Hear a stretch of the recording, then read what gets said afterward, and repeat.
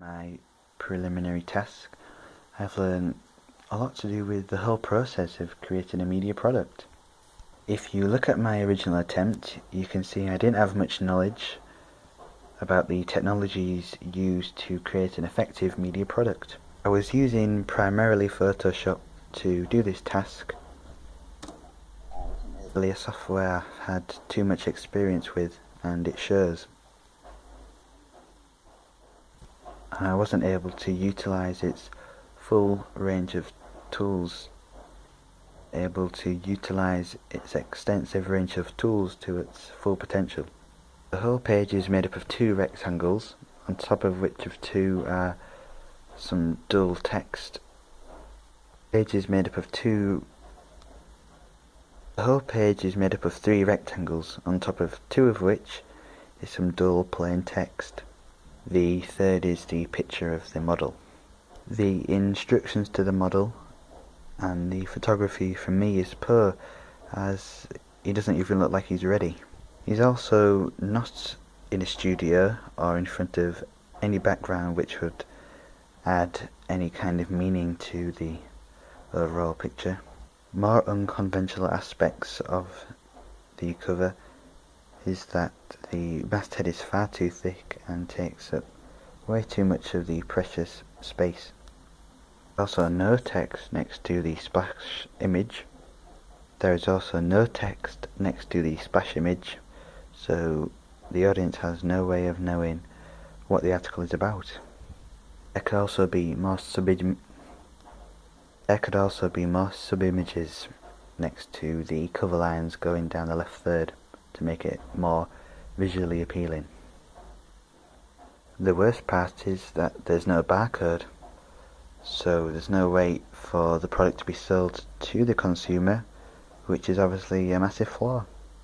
I can tell I've used a few conventions. I have become aware of these because of years of exposure to actual magazines. Includes things like knowing the masthead should be at the top of the page and contain the biggest font. There should be a splash image, and there's usually cover lines running down one of the thirds as well. I also had to complete a preliminary contents page. This was done in InDesign, which, like Photoshop, I didn't have much experience with, so I had to use the basic tools like the rectangular shape tool, the line tool, and the text tool. Looking at my contents page, that I didn't have much prior knowledge about what one should look like.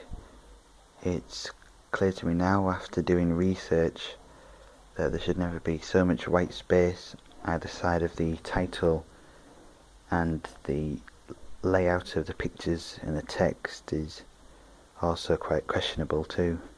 Obviously I didn't just jump straight into creating my final product after completing my preliminary task. There were many stages in between, which ultimately was the reason my final product is so much better than the preliminary task. Firstly, I had to do market research. This is where I learned about various magazine publishers, and I had to do magazine research. Firstly, I had to do market research. This is where I found out about various magazine publishers. I learnt about readership, circulation, and social classification for the first time. I then had to apply these to 3 magazines of my choice, for which I also had to collect a cover page, contents page, and double page spread each. Having to research 3 of each not only helped me gain some ideas for my own magazine, but it made it easy to find and identify patterns across the 3. These are the conventions that I would be following. Another part of my market research was to receive feedback. To complete quantitative research, I used Another part of my market research was having to receive feedback. I used SurveyMonkey to carry out quantitative. Another part of my market research was having to carry out. Another part of my market research was having to receive feedback. I used SurveyMonkey to carry out quantitative research. The biggest lesson I learned from this research is that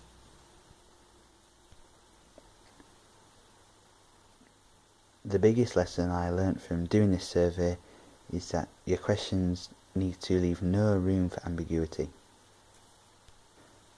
I learnt a really quick and easy way of creating a contact sheet in Photoshop where it would automatically combine all of my selected pictures and put them into an organised layout.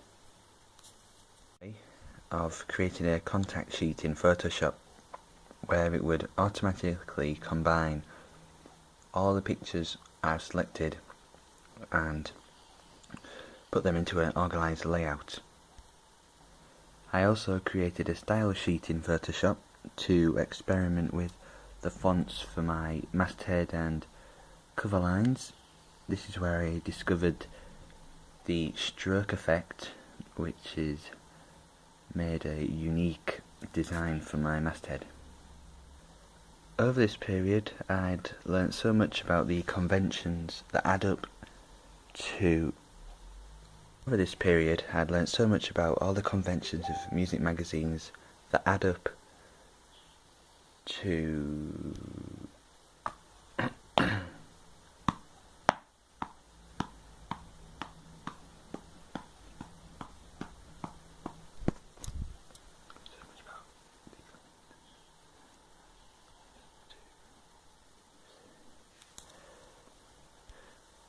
Over this period I'd learnt so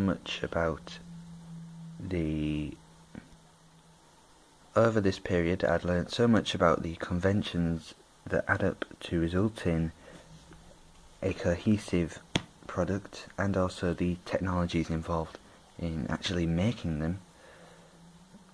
It meant that by the time I got around to creating the final product, it was pretty straightforward.